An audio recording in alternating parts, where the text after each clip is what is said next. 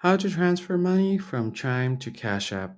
Hello, everybody. If you're trying to transfer your money from Chime to Cash App, the first thing you have to do is simply go ahead and open up your Cash App application and make sure that you're logged into your account. Once you are logged in, you will find your homepage like this. And on the bottom left, you will find the bank icon. Just head over there. And then you have an option to add cash. Simply tap on Add Cash and a pop-up will appear.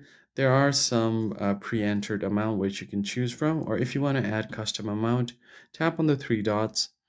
From here, you'll be able to select your amount. So let's say if I just add $15 here, I'm just going to type it in and then tap on add. Now this last step is important. Here you'll be asked to enter a debit card. So what you're going to do here is enter your Chime card with its card number, expiration date, and the CVV code, as well as the zip code. And if you've entered everything correctly and tap on link card, you should be able to transfer money from your Chime to Cash App. That's it for this video. I hope it was helpful, and I'll catch you on the next one.